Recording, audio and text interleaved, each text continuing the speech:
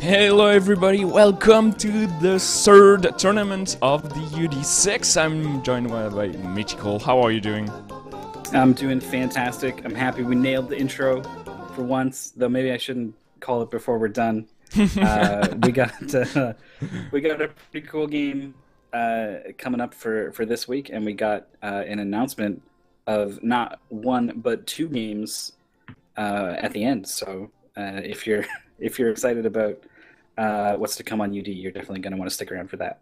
Yeah, it's going to be an interesting one because we are featuring our first 3D game. So after Shovel Knight and Aria of Sorrow, two very different but still 2D side-scrollers game, we introduced last week A Story About My Uncle. So it's an indie game, a 3D platformer with a grappling hook, so you kind of Spider-Man in caves, which is like a fantastic speed game. It goes very fast. It's going to be a fantastic race today.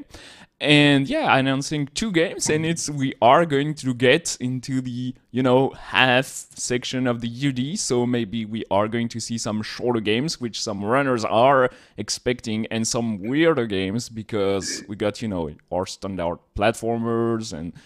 Yeah, it's going to be a fun one.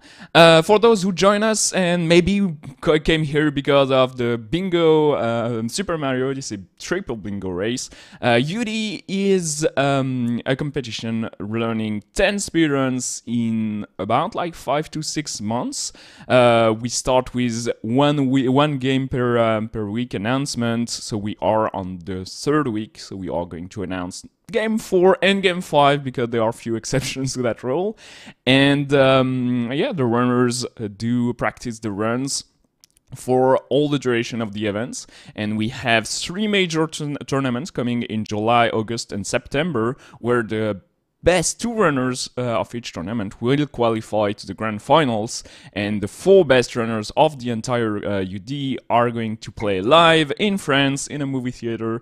It's going to be a lot of fun, but before that, runners do have to learn the games, and they do that very quickly. We got, in less than a week, some pretty good time on Shovel Knight, some amazing times and a new route on Eye of Sorrow, and A Story About My Uncle is a very optimized game, but the runners did get like very quickly a sub 30 minutes, which is like the goal to get into like the real, like the big kids ground for the speedrunners of that game.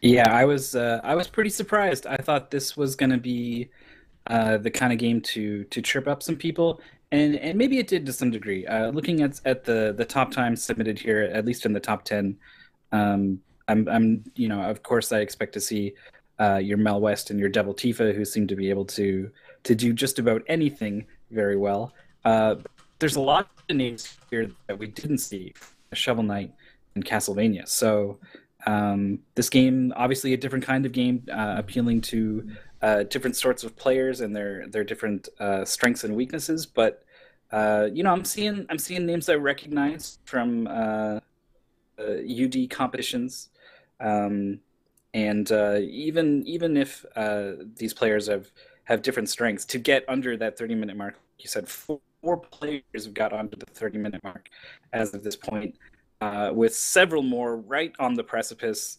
These 200, 190, 180 points after just a week. A complicated 3D grapple momentum conservation type of game is it's pretty special that these guys were able to pull this off. Yeah, it's all what UD is. You cannot like master one genre or just one console or just one style of speedrunning. You have to know them all. We are trying to mix as many genres and games as possible. So you are going to have like some old classic NES, SNES games. We are going to have like some weirder new titles. You are going to have like the Steam game nobody runs, but is pretty fun overall. We are trying to mix all that up. And so the players that wins the best speedrunner of the UD is not just like a master of one is just like a jack of all trade, but at very high level still. So it makes some very interesting races because you can tell watching like the 10 speedruns in a row we are going to do in July, which game said runner prefer. Like you can say like, okay, Divoltify is very good at certain games, but he's not that into Quake, but still he can pull it off because he has to if he wants to win the UD. Like you can see what once we know the runner well enough, you can tell exactly how they like the games and how they are going to perform. So, how would you say the players sort of reacted to this game? Like, obviously, they're doing very, very well, but did they like it? Did they like learning this type of game and really mastering it? Well, let's see. We have today 48 players on the register for the tournament. So if we have so many runners, obviously most of them like them well enough because those are fun tournaments. No reason to join whatsoever, except you are going to pimp your player card. So that's a good enough reason for some players.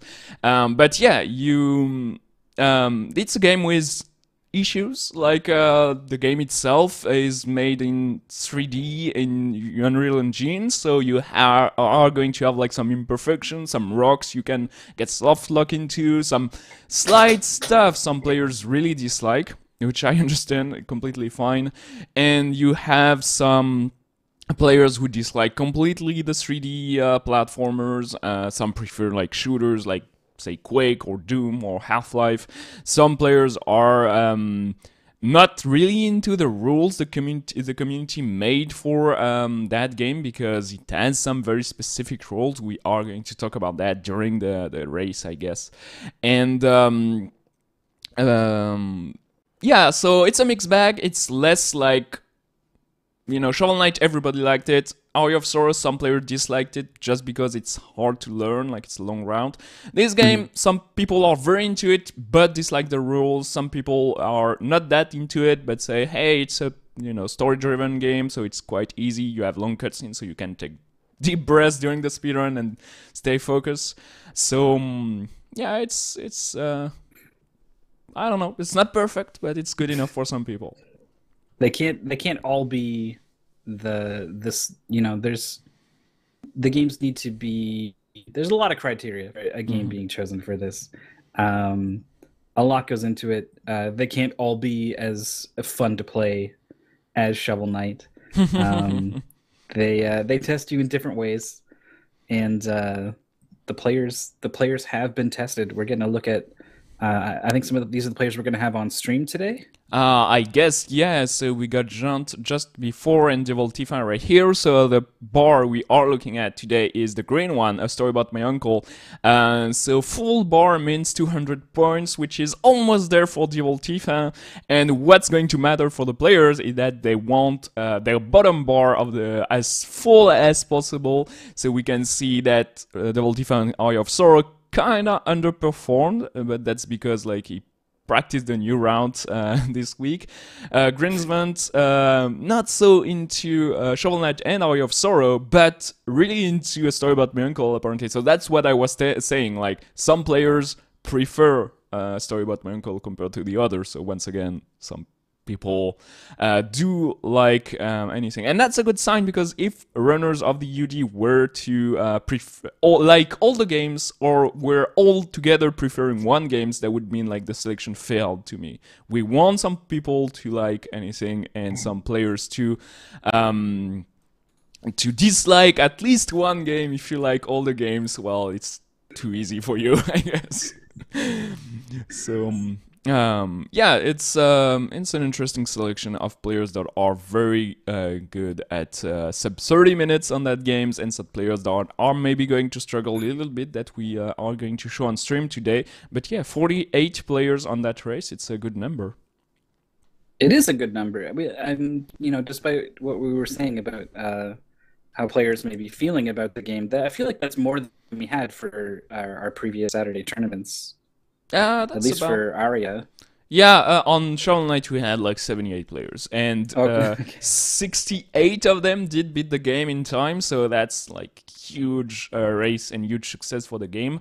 So about my uncle, we are going to see what's going to happen. But yeah, the race is going to start in 2 minutes, as Ingest tells us in chat. So we are going to see what happens on that game. I'm curious actually because I know some players. You look at that. Look at a story about my uncle. It's like once you see a few images, you know exactly what's going to happen during a race. So yeah, you're Spider-Man. Basically, yeah. There's a lot of flinging yourself around in this game, though I should be careful with the word fling. It does mean something in a slightly different context with this game involving a glitch that is banned for this race and this category for the UD. But what we don't want to see is what you're not going to see in this video clip, and that's soaring through the air and then not landing on something. You definitely don't want to fall. That is the biggest thing. That there's plenty of places where you can always go just a little faster, grapple just a little better, conserve just a little more momentum. But in a race like this, simply not dying is probably going to be the thing that wins you the most time here in this race today. Early on, deaths, the checkpoints are a lot closer together, and the natural speedrun route tends to take you over more of them. But later on, you start getting really creative. You start skipping a lot of stuff, and that means you're missing checkpoints. So if you start to make mistakes late in the game, they can start to cost you, 20, 30 seconds. It's pretty nasty sometimes. Yeah, that's hard, but like some games, you are going to just skip checkpoints if you have a better route, and skipping checkpoints mean higher risk, higher reward, and yeah, it can be tough. We start on the first level in the workshop. We are going to start the races right at the start of the level, but this is quite just an introduction. It's a tutorial, so the runners for their grinding are allowed to skip that level and just start the timer at 142, which is just a quality of life change. But that's the first weird rule the runners made for that game. It's like, hey, we cannot be bothered with the first level. Let's skip right into the second one. Okay, I understand what you're saying, but isn't that a little bit too much? Anyway, you are also notice that we are seeing some new runners on stream. We are never seen Jant, I think. We never seen ZP, definitely, and Grinsman. It's his first time too. So new game, new genre means also like new players, because we some people prefer that game. So yeah, good luck to Fragbringer, Keja, Kerpwick, and Keltris. I know personally Keltris. He used to work with me, and he prefers definitely the first-person games. He's not that into platformers, so that's his game, I guess. So best of luck to him. We'll check in with some of these guys as we go. We can't possibly bear in our minds 8 screens of people catapulting through this vast chasm. But the gameplay starts in earnest now. There's certainly a bit of optimization to be done early on in the workshop, but the game opens up with a really tricky series of jumps. Players actually opting to jump right on top of the fence posts for just a little bit of extra height. But I guess this would be a good time to go over the sort of basic controls in this game. Yeah, so you jump with spacebar, you move forward, and as well as you want in any direction. There is no like strafing or weird movements, except that you have a power leap. So pressing your right mouse button and running makes you like do a crazy forward jump, and if you don't move and you keep that right mouse button pressed, you are going to do a power jump, a high jump, so you are going to jump very high. That's the basic. You start right away with all that, so it's you can combine already the two, and you can charge your jumps mid-air, so you can, as soon as you land, like just doing one frame of running and bam, power leap, and that makes some very fast forward movement. And like 30 seconds into the level, we get the first crystal, which allows you to do that grappling beam. So it's yeah, you know, a grapple that shrinks and pulls you toward where you landed it, and it allows for some pretty cool movement, and you are very free in that game. So the game gives you like a pass, a build pass for you, but if you manage to jump and grapple somewhere, like we see Devoltifa do right here, you are going to be able to just skip through some platforms and just move forward. So yeah, we get here the second crystal, which is going to allow us to do 2 grapples before touching the ground, and yeah, it's self-explanatory from now on. Yeah, so the grappling hook operating the way it does, I was pleased because there's a lot of different ways a grapple hook can work in a game, and in a game like Silver Grapple, for example, where it does nothing. It literally just it puts the attaches a point to a wall, and then you have a certain amount of weight and momentum, and it just allows that to transfer, almost like a pulley or something. You can't use it to, like if you're just dead swinging, you can't speed up or do anything to like pull yourself. There's none of that. So it can be pretty frustrating and punishing in a game like that. But in a game like this, where the grappling hook is actually moving you as long as it's attached, it's definitely a little easier to get your head around, and it also makes for some. It makes it more versatile. Any surface that is ahead of you, if you latch onto it, you will be going faster. So this is the kind of grappling hook that opens up tons of opportunities to always be going just a little bit faster. It looks like Devoltifa has gone just a little bit faster than the other competitors on stream so far. Once you get to the end of any given segment of the game, you trigger a cutscene and there's some dialogue, and when you see that, you're done. You don't have to worry about anything else. Eventually it will transition, and in the meantime you can go explore the unmodeled areas of the game, clip into the ground a little bit, do whatever you want. Yeah, so it's a very forgiving grappling hook.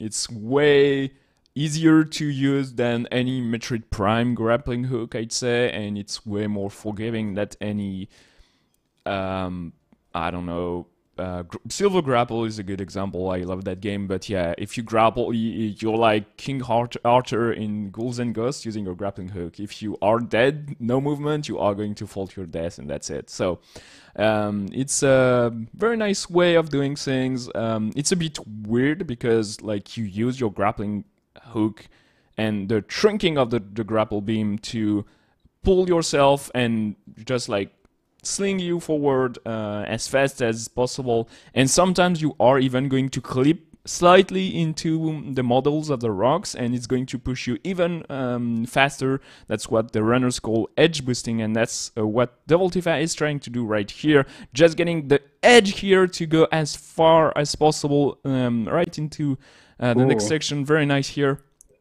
And wow, yeah, that cut off a huge amount of, like, it's possible to do variations on that to make it a little safer, but you need to kind of adjust depending on how fast you get, like how good your edge boost is. And Devoltifa's was really good there. Yeah, very nice. Playing it safely though here, just to be sure, getting the checkpoint. And there are so many universal cycles, global cycles on that game. Those rocks that are moving, he missed a cycle and had to like wait a little bit, landing on those pebbles here. Very small platforms, he can get all these grapple beam back. So he just skips one platforms. A lot of skips in that game are just like, I don't want to land there. If I don't have to, I will land on the next one. So you are going to try to save as many beams as you can. We are going to skip a cutscene right here, very nice, and getting the third crystal to be able to grapple 3 times before landing now. Yeah, now we get even more fun in the air. Ooh. Yeah. So that's the danger with going for those edge boosts is that if you are too far inside the rock, you just plain old bonk your head on it. So that's going to be a quick death for Devil Tifa. Luckily, the checkpoint not too far away. There are definitely some far worse places to fall down in this game. We've got you can see here ZP's going for something a little more atypical of where the game expects you to go. Early on, um, everything is fairly telegraphed in terms of what sequence of grapples you're supposed to do. Mhm. And one of the ways the speedrun uh, really goes fast is kind of finding ways to get around that. Usually, clever conservation of momentum and edge boosting certainly helps quite a bit too. So um, you'll see sequences where the players are doing pretty much kind of what the game expects, and then you'll see sequences where the players are running around pseudo out of bounds, trying not to trigger the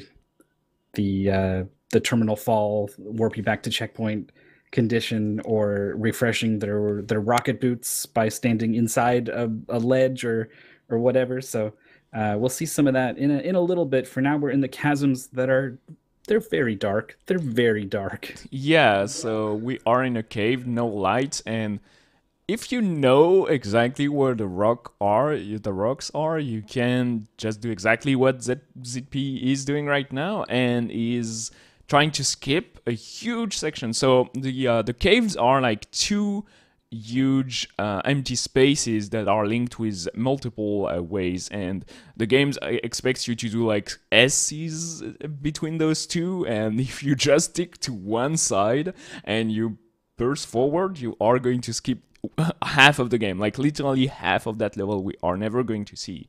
And just like grappling, like you can grapple on anything, which is like what's genius about that game. Like you are so free, and if you grapple to the side and with enough speed, and if you grapple forward enough, you are going to be able to skip here as ZP. Yeah, okay, making it, grabbing a checkpoint. You do not have to get that one, but it's just like 1 second step. So you should do that, and yeah, if you know exactly what you are doing, you can land on that little rock thingy and just like keep going, and you are not going to see any platforms you are supposed to land on there. We see Jant in the top right executing on that big skip as well. It really does skip a large portion of the game. I knew there was going to be some going ways that they didn't intend you to go when I found out about the speedrun after playing it. But I was pretty surprised at just how much you can skip, especially some of the cutscene triggers are huge time savers. We've got ZP now into this really cool section where this big eye monster will basically wake up every now and then and look for you, and if he sees you, he just kind of goes rah and roars and pushes you back, which is usually a death. I was super scared of that worm because like the only thing that can scare me is like being eaten. I hate that, and like I was Most almost people okay. don't like it, to be Yeah, fair. like I don't care about like your standard blood or screamer or anything, but like being eaten, bleh. And like I was like, no, I don't have to move. He's going to eat me, and he's just like screaming at me. I was like, that's it. Oh So- yeah, I'm okay. You can even like it might be possible to just like save yourself, but like by grappling onto some things. So You cannot grapple anymore, but if he pushes you to a platform, you're fine. So it's not too bad of a monster, to be honest. And it's the only RNG element to that game. He has like 3 or 4 movements to the right or the left, and it's random whether it does right or left. And right is slightly longer than left, but like you can lose about like half a second, I think. So it's the only RNG in that game, if you were wondering. So if you do exactly the same thing all the time, you may have to wait half a second more on that part, but that's it. yeah, and I mean, maybe you could get to the level where you were so consistent that some of the global cycles later on in levels, you could reasonably expect them to be in the same place. But there are certain things that start moving at the start of the level, and so unless you're precise down to whatever second or half second is necessary. Those might be in a slightly different position, so players will need to be ready for some of that, and some of that starts to come up. I mean, they've already had several rocks moving in cycles, but some of the more important ones are these windmills that we see here in the Starhaven section that ZP, Janth, and Devil Tifa have all reached. So Devil Tifa and ZP land on that platform exactly at the same time, but as you can see, ZP had the best cycle, a better cycle here, so just pulling ahead slightly. Very, very close race between those two. ZP joined the UBD like a couple of seasons before, but never got like his game, I think. And the story about my uncle is doing very well for him today. So I hope he's going to do as many games as he can, and I hope he can grapple on that rock. That's very nice. Yeah, he got that one pretty close. Devil Tifa had a lot more room to play with to get to that rock and grapple. It's a scary moment, but is still maintaining this, well, not even half-second lead here over Devil Tifa. This is really close. Yeah. This game has a very interesting learning curve. If you do not learn like the route, you are going to be able to get like, I don't know, 50 minutes. I think like I got 55. It's just no routes, trying not to die and play safe. And yeah, it's, half an hour slower than the world record, but you are just doing like the game normally. And as soon as you start learning the route, you save a lot of time because you don't have so many cutscenes, you have better routes, but you are going to die a lot because executing the better jumps and better edge boost all the time is very, very tough and requires you to do a lot of practice and a lot of experimentation with where you have to grapple. What matters the most is having like precise grapples right on the edge of the rock, so you have like perfect movement, and if you bonk into a rock, it's over. So you want to graze the rock, like just barely touch it, and that's going to allow for the best speed and the best movement, but it's quite tough. So ZP has pulled out in front here. Devil Tifa had a different cycle on some of the windmills than ZP had. So ZP had a really nice, tall, vertical grapple point to stick to. Devil Tifa had to try to work with the middle of the windmill, which is, it rotates a little bit, but it's generally going to stay where it is. So it was going with that reliable backup. Didn't quite make it work and has dropped back a little bit here, allowing Janth to catch up. So they're all pretty close, and they're all making use of their newfound rocket boots. Rocket boots. It's cool. And basically, it's like I was gonna say double jump, but that's not really. It's like a really big double jump, and it also has some interesting properties in the way it kind of will reset your falling speed. So you generally get more out of it the longer you wait to use it. And I do want to say, just personally playing this game, the point you made about grappling the edges of the rocks to get the most out of your grapple and swing past them was definitely the hardest thing to learn about the game for me. Lots of head bonking. And ZP going for a cutscene skip here. Oh, we got it. Like, it was barely past the trigger. So you want to fly above, like, the trigger box. It's like an invisible box. If you touch any part of it, you are going to trigger very, very long cutscene. It's at 3 minutes. You are going to have to reset escape menu, continue, and get to the previous checkpoint and do like the skip again, because and it's quite tough. The box is large and there are like invisible walls all in between, so you have to be higher than that, and if you do it the way ZP did it, you have to have like enough speed, the couple of jumps prior. So it was very well done. I was scared for a minute that he was like too short, didn't have enough speed, but yeah, he did it just exactly how he intended. Janth and Devil Tifa also pulling it off as well. The rocket boots also Cutting it close there, Yeah. CP. Not the first time he's done it. Maybe it won't be the last, but is holding on here literally to this box. Um, but yeah, the players have got these rocket boots. That cutscene skip in particular makes use of an sort of extended range of the rocket boots that is weirdly enough tied to the frame rate the game is running at. Yeah, so the runners are allowed to change the game file so the game runs exactly at 31 FPSs. The game is weird enough, so if you run at 11, 31, 51, 71, or 91 FPS exactly, so it's not like the worse your PC is, the better you run. If it has to be precisely 31, so which like implies a game file modification. If you run exactly at 31 FPS, your rocket boots are going to go like 50% further, which allows for some skips. So it's allowed for the by the community, so we followed that rules, even though it's kind of weird. But some communities would consider that cheating. But we trust their experience in the game, so it's the best way to run that game.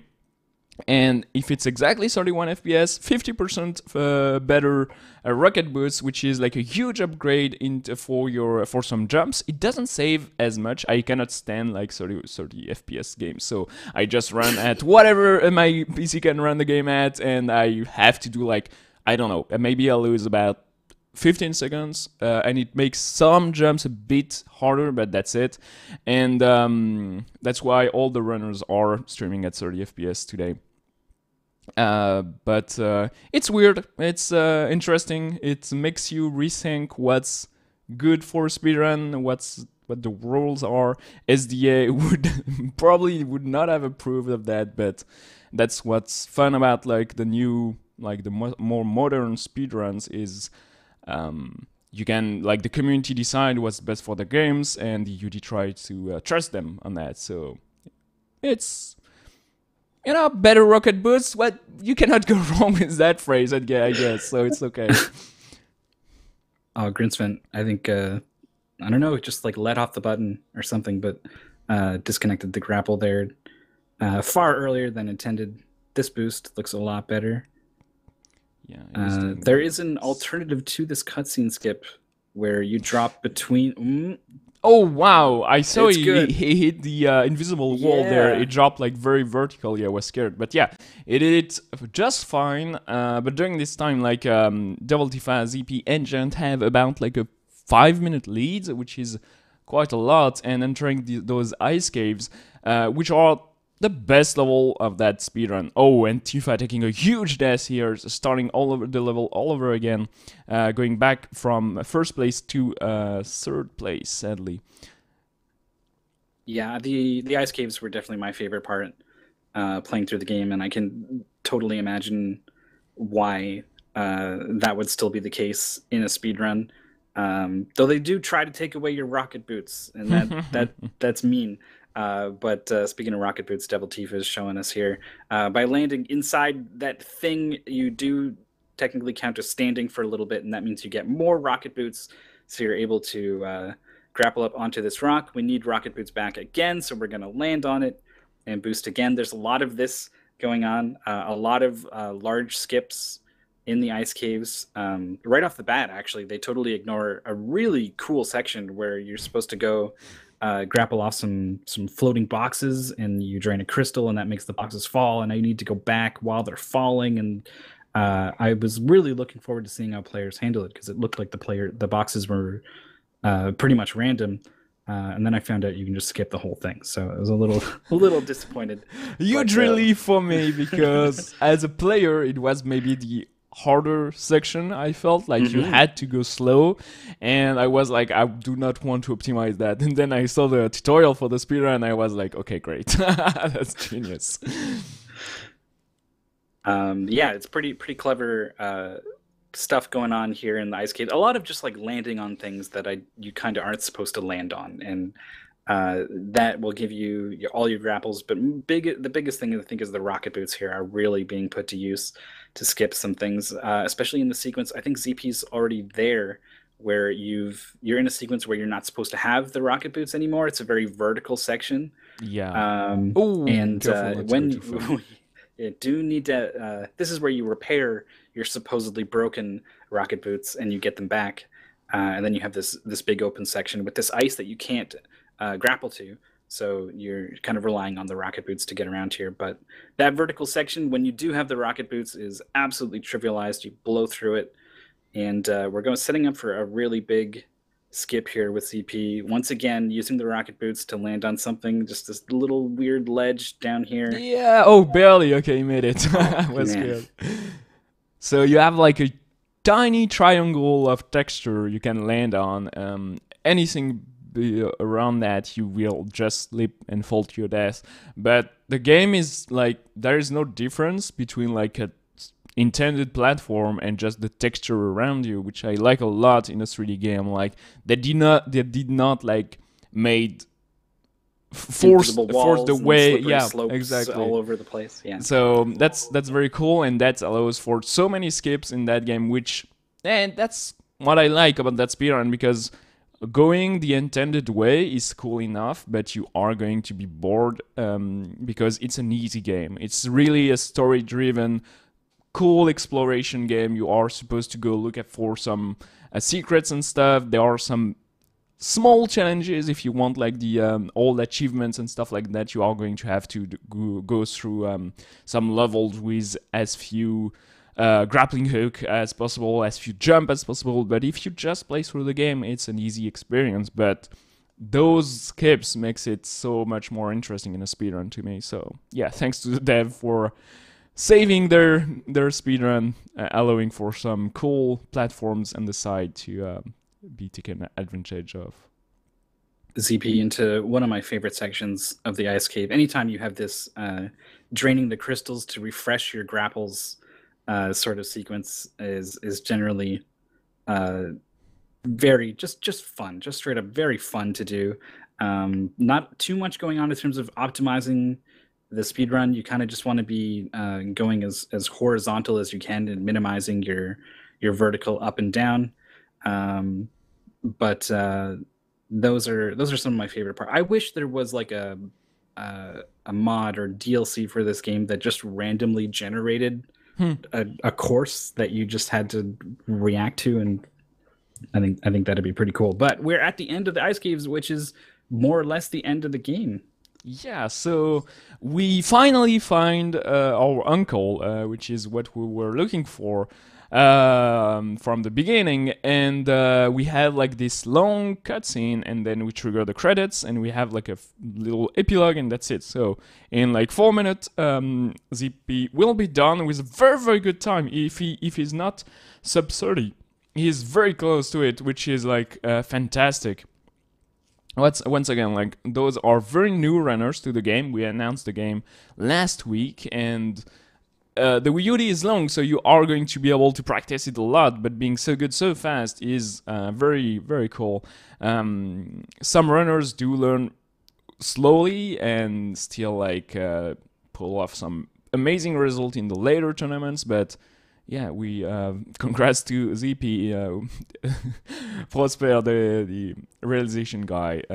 Production does not show even the end. He prefers showing Fragbringer at the start of the ice caves. And yeah, we are going to cycle through some runners now that our main 4 runners are almost done. The Ultifa Agent in the last cutscene, just waiting for the uncle to stop talking and just send us back home.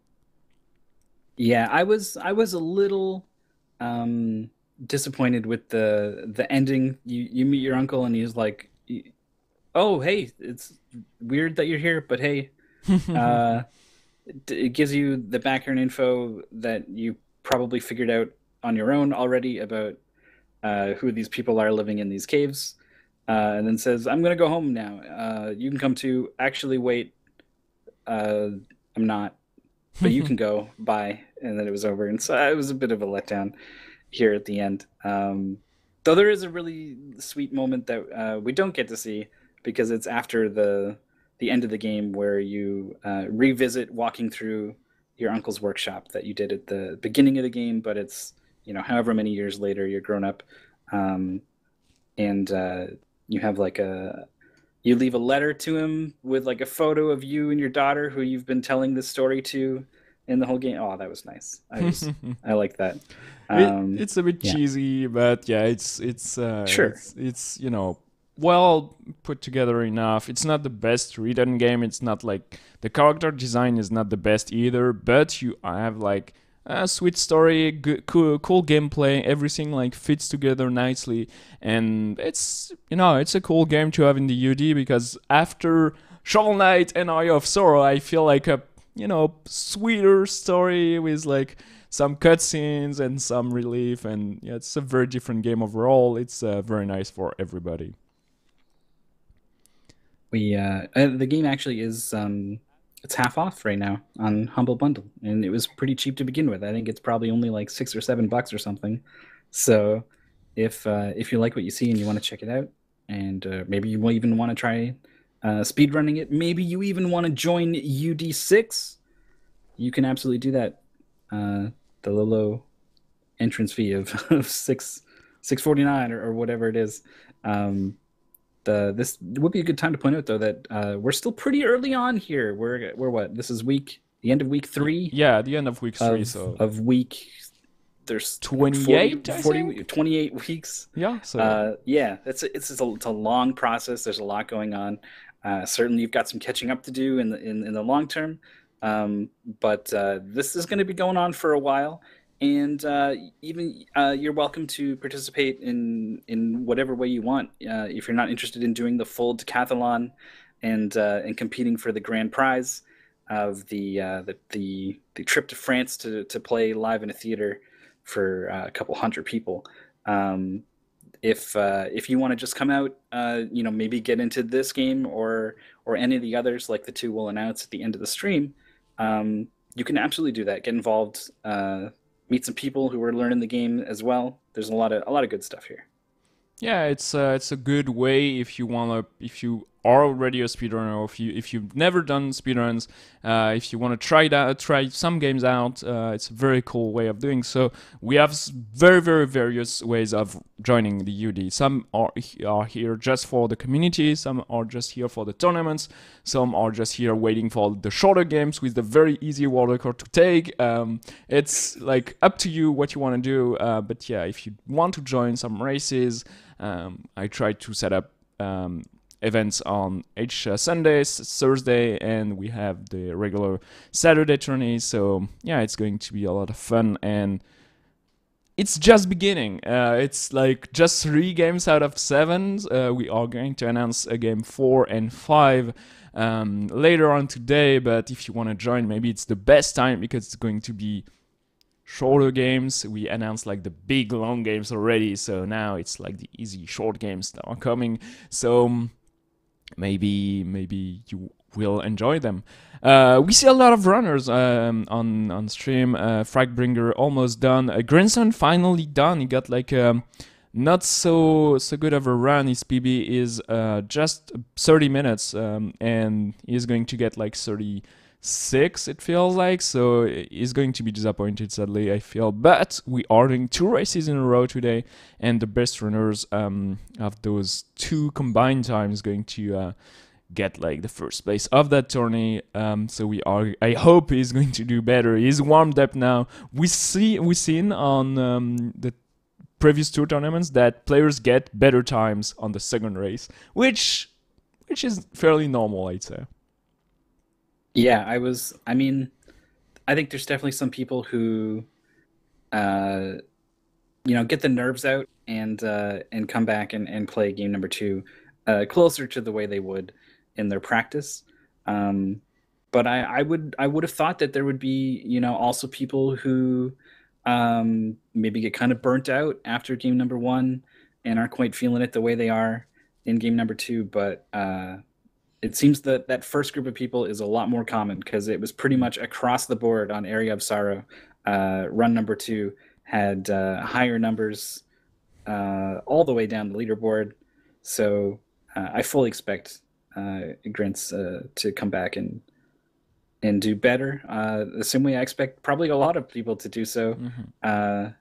in race number 2. We're not quite there yet. What is the cutoff here for this game? It's 40 minutes, so it's way easier than the cutoff for Shovel Knight, say, which is just barely 1 hour when the world record is 42 minutes, and the game is way harder. So we had like a lot of time to show a lot of players. But do remember that we cut like the streams about like 4 minutes before the actual split time, the end time. So it's you want to be around here where Kaja is, or Mr. Tarto Prune, around like 34 minutes top, or you are not going to make it to the cutoff. So yeah, Godspeed, Kaja. You wanna complete the game as fast as possible now, and but that's since we are cutting off the players before they actually end, we can show way more players, which is very cool. We have a lot of players that actually stream their races to the UD server, so we can set off all that stream. And I really enjoy seeing so many new runners, because when you do Shovel Knight and the cutoff is so hard to make, you can just show barely the top 8 maybe, and then the race is over already. So yeah, it's a good way to show off the entire community. Oh, and Kaja falling here on the last section, it's not too hard, and it's very satisfying to do correctly, but since it's at the very end of the game, it's very easy to just miss one grapple and fall to your death. Yeah, it's fairly straightforward. You have a lot of space. Basically, you need your third grapple to hit the crystal to refresh your grapple. So you get 2 to get to the next crystal, but they're pretty close together. You can usually get by with just 1, and so sometimes you find yourself thinking, should I grab the crystal now, or should I wait for a second grapple? And you get caught in between them a little bit, and you can psych yourself out, and sometimes that can lead to trouble. But it looks like the biggest part is just the initial catch. It's a really big fall, so you're moving vertically a lot faster than you typically are. Usually you're doing a lot of what you're doing kind of floating upwards. You're going forwards very fast, certainly, but generally you're going upwards, and then when you're finally falling, you're just landing on something. You're not falling, and then finally grappling on something. The Ice Caves requires you to do that a little bit. And so that first catch did trip Kaja up, though. I did see a pretty cool save with the rocket boots. In some cases, you don't use all your grapples or your rocket boots to go the route for that section doesn't require all of them. So if you screw up, you have something to work with to save yourself, and that can mean a lot in a race. Certainly, it's better to just do it perfectly every time, but yeah. That's you can't always expect to get that. So your ability to use those resources to save yourself and react on the fly certainly pretty important. So I was pretty happy to see that. Yeah, that's how the game goes when you play casually through the game. Like, you use half of the resources to just save yourself and go back to the platform you were before just to do it a bit better. But yeah, in a speedrun, using like rocket boots where you're not supposed to actually cost a lot of time. Like, it's a long process to just consume your entire boost, and then the boots go back the boots and then come back to the platform and land and get your Oreo grapple and your boots again, and then so you want to do as few of those as possible, but sometimes you will have to save yourself, either because the checkpoint is far back, or because it's just you want not to lose so much time, or because like taking the correct decision based on like what the situation currently is can be quite tough, actually. Like, it's not an easy speedrun to do, like, to invent new routes or new ways to save yourself. So if you are not like on the rails of what exactly what you are going to have to do, tough game to just do something else. So you want to know exactly how to save yourself, or go back to the checkpoint and do it again. Yeah, I think eventually the players will get to a point where they'll have played enough that they'll be fairly familiar with all the ways that things can go wrong, and so they might actually be more prepared for like, oh, okay, if this happens, then I can do this. I can rocket boots there. I can grapple this. But this is pretty early on. The players have had enough of a time just figuring out how to do it right. So definitely not surprised that if players were uh, hadn't quite figured out the best way to fix things when things do go wrong. We're seeing Elger in here having a bit of struggle getting this rocket boots refresh clip going on. Is trying, I think is using them too early and is kind of Yeah, rocket booting out and then trying to curl back in. yeah, You kind of want to that should go be as better. far out as possible and then angle just back in, and yeah, perfectly done there. There's the refresh, and is mashing that space bar. Yeah. It's a little weird when the game thinks you're standing on something or you're not standing on something.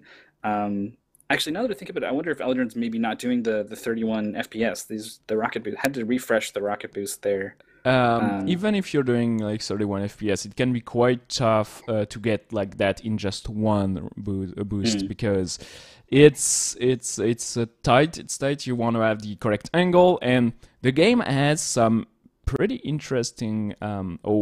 Yes, okay, very nice. No, he has to land on it. no, that Yeah, rock sucks. That rock is not very yeah, flat on top at all, and and it is that's right at the end of the whole sequence. yeah, that's too bad. That's what I wanted to say. Like, you have sometimes you have very good air control, and sometimes it's terrible. I do not know, understand exactly why. And the second annoying thing about the physics is that the air has a lot of friction. So if you go forward, you will eventually just fall straight vertically, which does not happen in the real world. If you throw, like, I don't know, even a ball of paper, it's going to have like a gentle curve to its trajectory. It's not going to stop midair and just fall vertically. And the game does that to you, and sometimes it can be very frustrating because you're like, I don't understand. The physics should not work that way, and even if I was like pressing forward in the control, it's not working. So yeah, it's a bit weird, and sadly, it's the cutoff point. It's about 40 minutes. The runners will not have the time to beat the game, and it's. What do you think about that 40 minutes mark? Um, it's doable, but you really need to get the hang of the route. Basically, um, you don't need to get perfect at preserving your momentum to take this angle a little sharper, or even some of the stuff where if you can get this in two grapples instead of three, kind of thing. Certainly those make a difference, but I feel like that's the difference from getting from 40 to 30. But getting to 40 um, is mostly about nailing the route. Don't fall in the ice caves, like that kind of thing, right? And it's doable, but you need to get the hang of mostly precision on the placement of the grapple, getting on the sides of these things so that you can fling past them with the speed that you need to do some of these skips. Um, is maybe the biggest one, and it's not just precision in the placement. It's also precision in when you release, because if you're holding it too far, you'll go past it, and then you're actually pulling yourself backwards. But let go too soon, and you're not getting the full pull of the grapple. So um, I think just getting the hang of the precision on the grapples that you need to do those skips and execute on largely the route that has been carved out. If you can figure that out and stick to that, I think that'll get you under that 40. Yeah. So let's see the result. I feel like some players, we've seen ZP's run. It's been amazing, and yeah, boom. Here we go. 29:46. Is that a PB for him? No, barely not. He got 29:42. So that's 1 point off the super good looking double-edged sword on the player card. He's going to have like just one notch on the tip, which is going to be not so great for him. He has to do better. Just after that, Gent Devil Tifa just at 30 minutes, 30 minute 27, 30 minute 45, very well. Sarek and Metal are very close together at 31:50 and 31:53, and then the times dwindles down to slowly to 40 minutes, but we have a ton of players that beat the game in time. So big shout out to Zov, Wizuki, Brothermain, Wolf Darkos, Katenkyo, Kerpwick, Anxest, Mumudidi, Grinsman, Psychos, PPKO, Berumondo, Cute Shadow, and Svan exactly at 37:20 and 37:23 together. That's where the point system allows you to lose like a few seconds and still have the same score. Both are at 126. Frogbringer, Draconis, Alien, and LF at 118, and it keeps going. But yeah, the top 10 is very, very solid on that game. Like sub 30 live is very good. Just for reference, Vince, the great Vincenzo, the world record holder that is going to run at the SGDQ this year, has an estimate of 35 minutes. So that gives just a little perspective. He gave himself just a little bit, room just for margin of error. But yeah, it's amazing being able to pull a sub 30 after just 1 week. Very, very nice. Even that 35-minute mark, like you said, like 13 of those people would have been fine running this game at SGDQ, right? Yeah. Like, they got there in a week to that level is super awesome to see. Lots of completed run. We didn't even get all the way down the leaderboard. There were so many people who finished that run. So that is that's awesome to see, of course. A lot of players, even, I mean, obviously there were so many names we couldn't quite compare them all, but just taking a quick glance at like Devil Tifa, Janth, and ZP, all of them were about 30 seconds just off their PB. We also had Fragbringer on stream for a little bit, PB by 21 seconds. Like, people are still they're still figuring this game out. They're still feeling it more and more. They're still going faster every time they play, it seems like. So maybe they'll do it again. I don't know. We got another race coming up. We'll see. We got another race. We are going to restream our top 4, so we keep the focus on ZP, Gent, and Devil Tifa, which got they got 202 points, 195 and 192. So Devil Tifa is 10 points off ZP, which is just a minute. He has to be a minute faster than ZP on race 2, so if he wants to catch up. And we are going to feature Sarek. He is at 181, so that's 21 points off, so just 2 minutes and 6 seconds. So it's easy enough on that game to lose 2 minutes. It's like you fall a couple of times, it gets to your head, and you are going to die and lose a minute. So it's going to be an interesting second race. I don't see ZP doing too much better. We've just said that, hey, players do improve, but yeah, it's going to be very interesting on that second race. But also on the July, August, and September tournaments, we are not going to do like multiple times the same game. It's just going to be one shot, one race per game.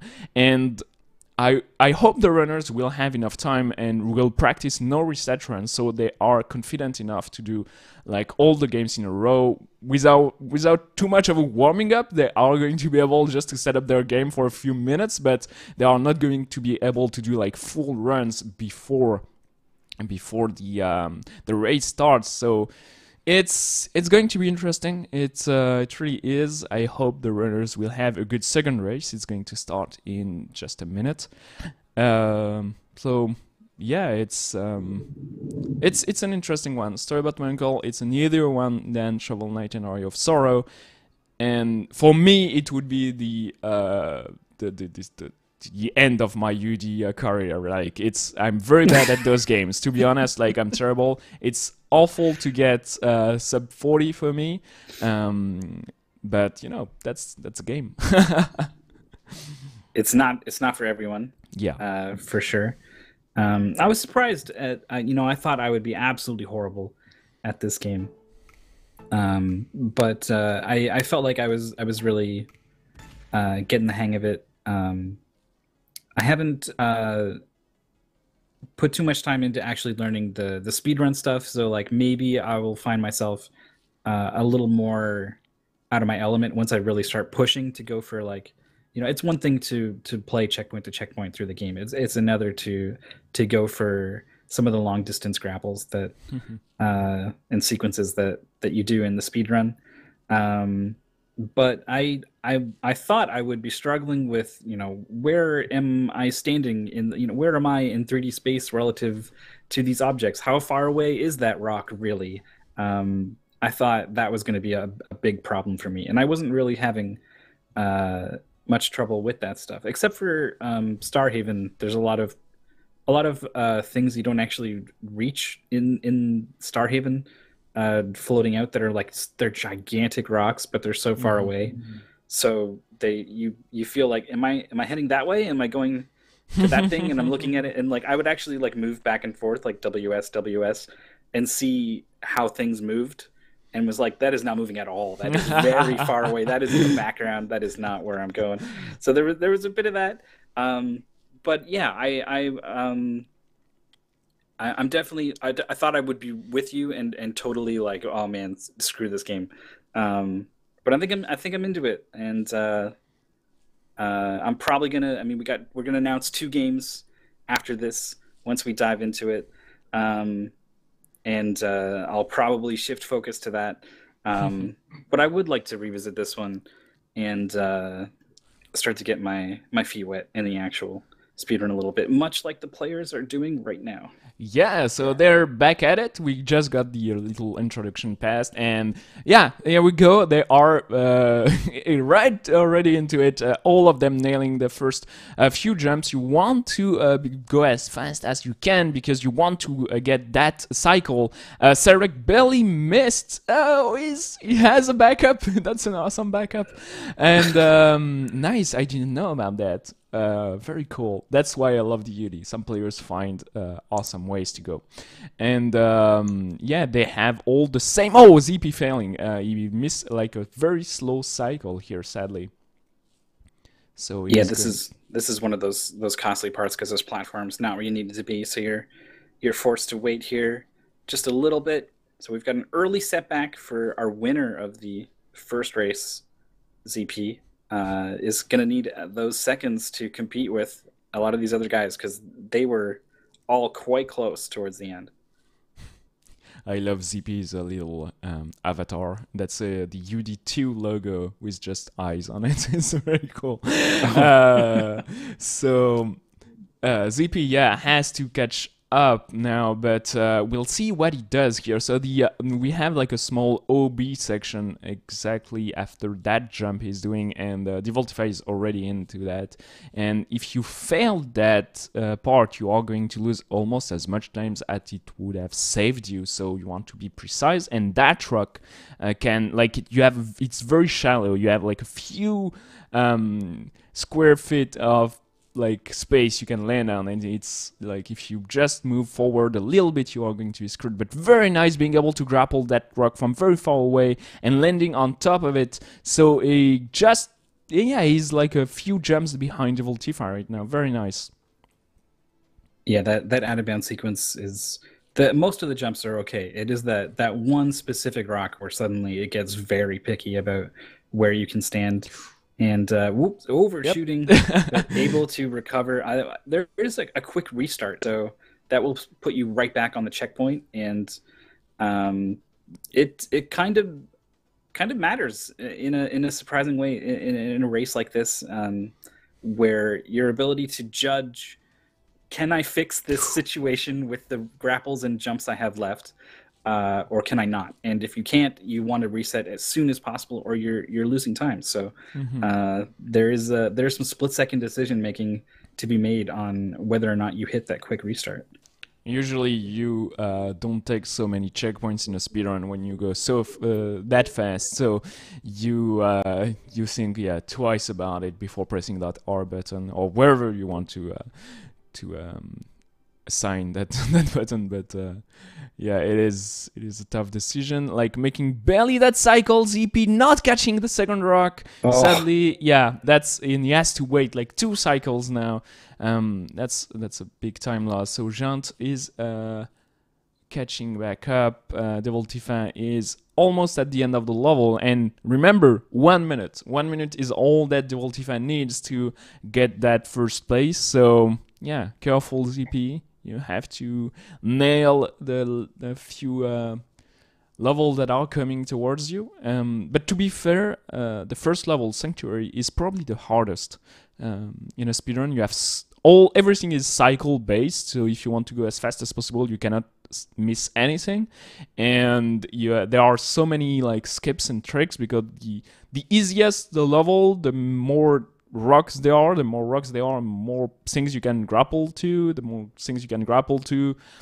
more skips you can make. And yeah, so careful with that first level. And Devil Tifa makes it like, yeah, first place and very comfortably. yeah, we definitely did not see this much of a lead in the first race. Double Tifa is ahead here by 30 seconds, maybe more. It does take quite a bit to walk down here and say hello to Maddie, who's probably the best character of the game, hands down. Uh, Little frog child who's interested in doing science because of your uncle. We get to meet her a little bit here. A lot of moments with her, maybe not a lot, but some of them are cut out in the speed run with all the cutscene skips that you do. But there are two forced interactions that I can think of here, and then when you get on the airship to get to the ice cave.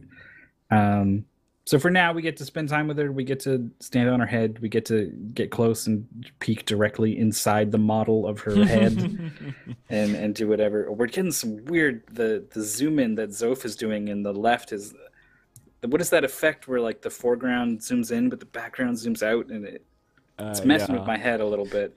Then glad it's he cut that out a little bit. But everyone here, mostly everyone, is waiting for Maddie to do her thing while Devil Tifa takes off through this rather short village section. yeah, actually, Zoff and Ultify took the lead there, and Ultify has some very nice lead compared to ZP, Jant, and Sarek here. But yeah, careful, that second level is shorter and easier, but you want to be always like precisely landing where you're supposed to. You don't want to take too many shortcuts, or you are going to end up falling to your death. Um, but it's what's going to matter the most here is nailing the cutscene skip. So if you do have to reset, it takes a lot of time. Except that it's just about like doing what you're supposed to do. Devoltify getting to that cutscene skip, careful, having a good like visual cue, and yeah, does it perfectly. So that's something uh, already done for him. Let's see how ZP does it. Oh, he did not skip that Sorok. Interesting. He's going to lose time. He's playing safer than the first race, I feel. Yeah, did get that first place finish and touched the wall a little bit there, and did actually trigger the cutscene. So it's going to have to go into the menu, restart. Thankfully, the checkpoint is quite close, so missing this cutscene skip not nearly as punishing as say the one in Starhaven, and it does go well second time around. But you're right. I was wondering like, was this part of a decision like, well, I won that first one, so I'll play this one a little safer and use the points I've already earned and kind of ride that buffer to a victory with a consistent race too. Or if it's, hey, I'm screwing up a little bit here, let's tone it down and do something a little easier, a little more consistent. Get back in the groove or whatever, and then maybe finish strong. I'm not sure which approach we're seeing here, but Usually, as much as I want the runners to take like global decisions and be like, yeah, for the tourney that's better or that's better. Usually you do it in the heat of the moment, like you're like, okay, I'm Right. screwing it up. I have to catch back up. Like you are not so much focused on your entire tourney or race and just like trying moment per moment, like level per level, jump per jump, trying to do as good as well as you can and not screwing up at all. And it's very hard to take like major decisions because when you are like you have your head right into your keyboard and you have to like do exactly as you can, it can be tough. But Devil Tifa is screwing up the chasm skip for the first time, so he is right behind ZP right now as Jant's failing too. So um, Yeah, it's I was I was yeah. watching him do the skip with your description of the mental process of a runner struggling with a mistake in it happening in front of them, and could imagine some of the thoughts Devil Tifa had as that skip was not going well, was spending a lot of time looking for the correct grapple point, but not actually hitting it. You know, a lot of time falling, and you can get a lot of height. Like we see ZP coming in really hot, a lot of height there. But you can come in pretty fast and low. There's some wiggle room to it. But Devil Tifa was pushing it there and actually gave up before even trying the third grapple. Knew it wasn't going to work, and that's what let Devil Tifa be only half a second behind ZP as opposed to maybe more here. So all the same, I'm pretty sure we got Janth in the lead now. It's a little hard to tell It's hard because to tell. It's it's so so dark. dark, but Gent is going to hit the checkpoint the ZP just passed. So ZP is in first place, Gent second. Well, Devil Tifa and Gent actually doing the same grapple at the same time, so it's going to be between the best of the two. It's hard to tell because yeah, it's okay. They are like fairly close to each other, like half a second maybe. And ZP just passed the cycle where the worm is actually looking. So, looking for you. Yeah, it's very close right now. Wisuki just getting the big cutscene skip as well. Everyone else into the caverns. I think just a little bit behind our four leaders on stream. But they're all quite close. They're all staring at this bit of rock that you clearly can't fit through. The game seems to just fade out and fade back up and make it seem like you've very obviously walked from one place to the other, but there's no way you're getting through that little. Anyway, it does mean we are moving on to the next section. This lovely reveal here of Starhaven that we got to see in sync pretty much Yeah. between ZP and Devil Tifa in race one, and it's a little out of sync by about a second or so, but we got three runners this time, all still very close at this. I was gonna say halfway point. That's maybe about right? That's about it. Yeah, we are at 12 minutes, and if you do not count the end cutscene, the time is 25 minutes, so it almost exactly halfway point. Starhaven is an interesting level because it's a long one. It's the longest one in the game, and it's not the hardest one. But you try to go so fast, you skip a lot of checkpoints and stuff, and yeah, it's interesting. So I personally hate that level because so many times you can fail because you think you can grapple onto something, and each rock, each individual object in that game have different grappleable distance. So sometimes you are right into the windmill wings and you cannot grapple onto them, and sometimes you can grapple from like 3 miles away a rock or something, and it can be very frustrating. So um, yeah, it's an interesting one. So let's keep going, ZP. Just like one windmill cycles ahead of the Ultimate Giant. Those two runners are very close to each other. ZP is the best runner at close calls. I feel like he did so many times did he grab onto a rock. I saw he could not, like, just barely having enough distance, and yeah, very nice. He's like doing some spectacular movement here, and trying to yeah, rush through that section. Here Maddie's does, hey, let's play a little game. Let's try not to use our grapple beam. And runners are like, I don't have time for that. I'm sorry. Yeah, like immediately she's like, man, you lose. I knew you couldn't do it. And they're like, whatever. Because right now Maddie's actually riding on your back. You've got a super powered suit. So it says like, oh, she was so light with the suit on, I could barely tell she was there, which what they mean is the gameplay doesn't affect it at all by this character riding on your back. As a fun fact, the world record holder didn't really play the game before speedrunning it, just jumped right in and actually didn't know that Maddie is riding on your back for several portions of the game, because that you skip that sequence, yeah, both where she gets on and where she gets off. For real though, that challenge is pretty hard without the grapples. You need to know exactly how far your ridiculously long jump is going to take. And me and Maddie plummeted to our deaths 20-30 times or something, but I did get there. It was pretty silly. She's like, I bet you can't do it, and I'm like, all right, well, I guess we both die now. This fun game. Thank you. We did it. We got there, and the players have more than got there, flying past it now. Yeah. And I did what did come to mind with ZP and these really close calls, these close shaves, is you can see this icon light up when you're close enough for the grapple to actually attach. And when I think you get to kind of the next level on this game, is when you're throwing grapples out before it lights up, because you just know that I'm right in range, it's going to connect.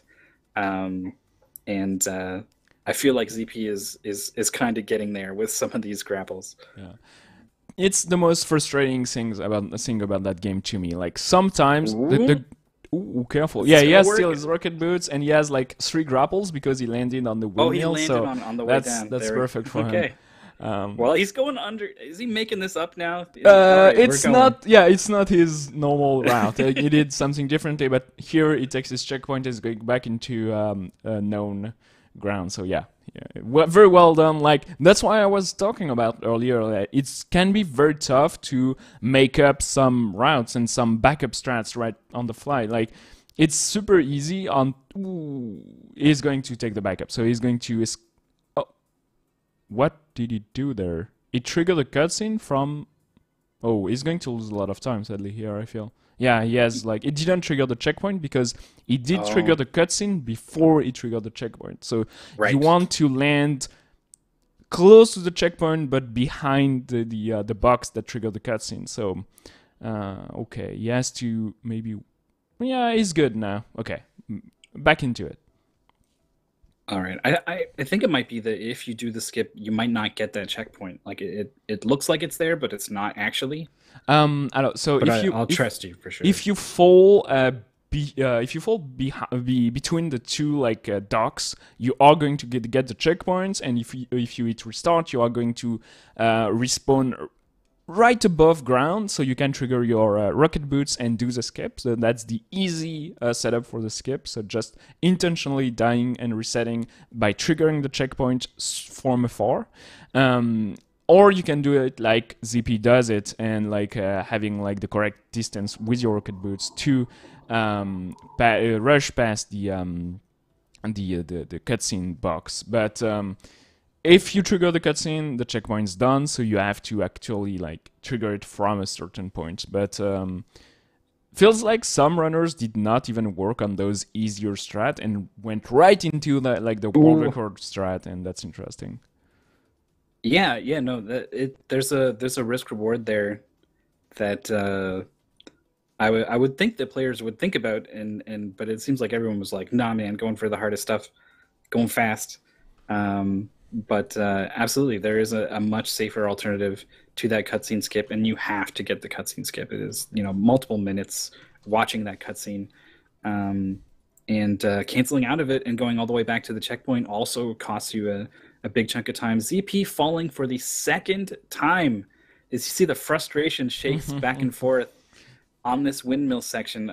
Was fairly close to Devil Tifa and Jant, who were waiting in that cutscene, but with those two falls, has fallen back here kind of significantly, has bonked his head a little bit on the Nope. windmill. Oh No my god. refresh Yeah, that's by going to landing lose on him. it third time now. Yeah, he's going to be like 3 minutes behind suddenly, like almost.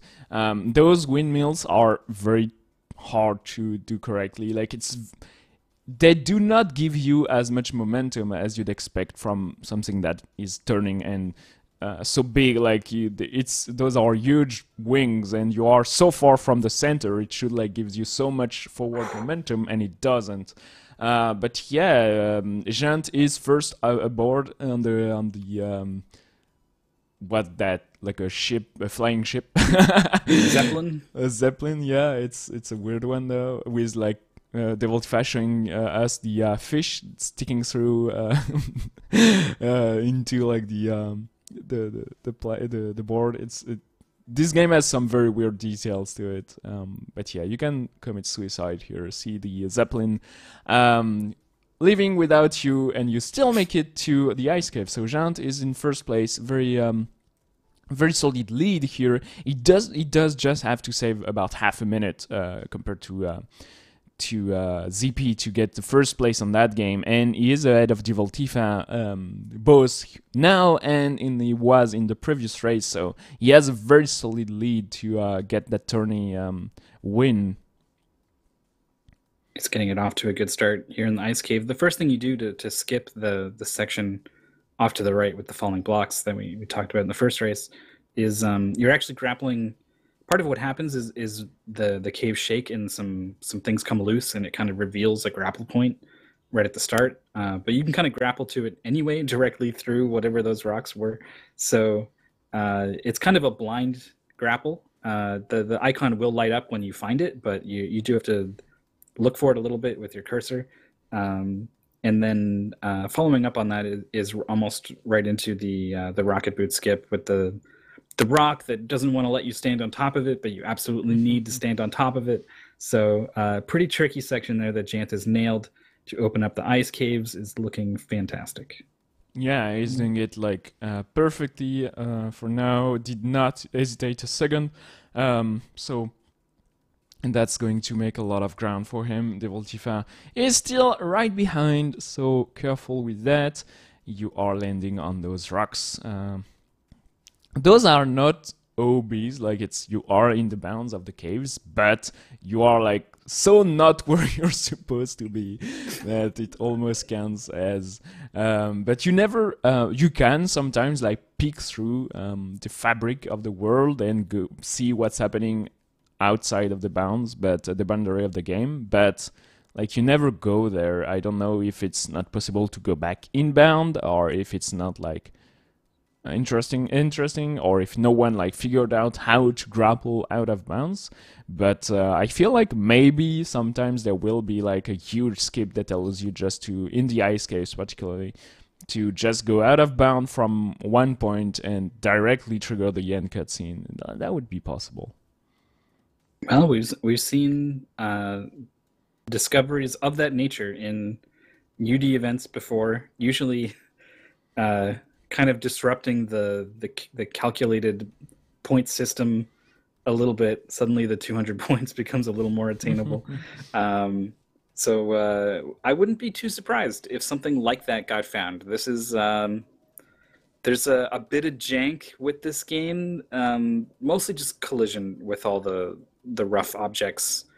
Obviously, some of the models don't quite line up with the collision. You can be kind of standing inside a rock sometimes, and things like that. But I've landed on an edge and triggered a cutscene, and was stuck in the cutscene, like vibrating violently up and down.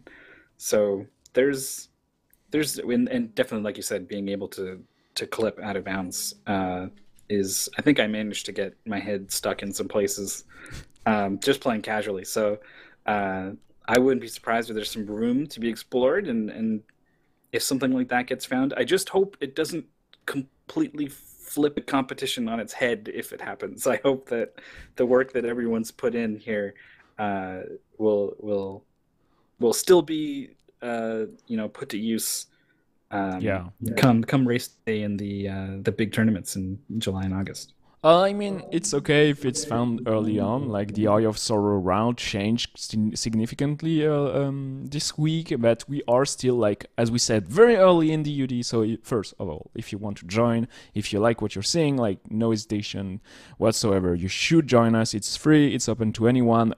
Whatever your motivation, if you just want to do one race, sometimes if you just want to learn the games, like I don't know. I do. We have Do ICM with us in the UD, but what he does on his channel is to learn one game per week. So maybe he's just going to do the learning and never going to do to take part in the later tourneys. So whatever your interest, please do join us. But yeah, it's early on, and I feel like 7 days into learning a story about Miracle, if something is found right now, it's okay. If something is found like in July or August, Yeah. maybe we'll consider changing the category rules just slightly to prevent from using such a technique. Maybe no OOB would be the name of the category or something like that. It's possible. We'll see. But you know, I I love speedruns. I love new rounds. I love finding new stuff. Not if not myself, just seeing the new rounds possible. So we'll see how it goes from that. But Jean finishing in first place, Double Tifa barely behind him. Sadly, he was behind on game one, so it's the best he can hope for now is second place. We'll see how ZP does at the end of that level, but he got such a major setback on Star Heaven. I don't see him coming back first place of that race. Yeah, we were talking about the times that the players were going to need in order to make up a place or two on the leaderboards, and you said straight up like 2 minutes. That's not that can just disappear on you in a game like this. And I was thinking, I don't know, these guys seem really solid. It's only been a week, but I've been very impressed. And then sure enough, exactly like you said, ZP. Mostly on the windmills are, they're in slightly different positions, and even when you go for the middle, it can be like a diamond or a square, and your approach to it can be a little different based off of where the wings are. So it's always a little bit different each time. It caught ZP once, and then I think got in his head after that for a couple different attempts, and in each one was like 20 to 30 seconds or something. So that was the big time loss here. But there was some other stuff all throughout that was giving ZP some trouble, and that time has added up here. I'm pretty sure that we are going to see ZP drop back. So I'm pretty sure that does mean that that Jonathan is going to be our number one for today. A little refreshing to see someone other than Devil Tifa in the number one. That's going to happen. I don't remember if different kind of game. Did Devil Tifa got first place both on Shovel Knight and Eye of Sorrow? Because I do remember him beating some other experienced runner on Eye of Sorrow, but I did not know about for. I might have been like mentally ruling out the guys who came in with like I've run Shovel Knight for months, so here I am, ready to beat you in this competition. I might have looked the other way on Exploud and Soma maybe, in my head, but in this case Janth was not a runner of this game. Was on equal footing with Devil Tifa, coming into today's race with only a week of preparation, and as well as ZP and everyone else we've seen on stream. So Jonth is going to be our probably our victor today. We'll look at the numbers, stream Yeah. delay and things, and the end of the game. Maybe there's some kind of disaster that gets clips It's out of bounds in the house or whatever. Who knows? But yeah, we'll if just a probably. major like his house starts burning down, but except that he's winning, I'm sure. But yeah, Giant is a major like experienced speedrunner. He is the current world record holder for Castlevania NES, so he's a very talented runner. He got to the finals of UD3. And yeah, very solid runner overall. So is one of the runners you should follow if you are interested to see just how the runners do practice their runs and do learn the new games. But yeah, ZP just beating the game, getting to the teleport pad right now, so that's about like 3 minutes behind Devil Tifa, so he's going to be very far behind Metallo, ending up at almost the same time. Very good time. Zoff and Wizuki are waiting on the final cutscene.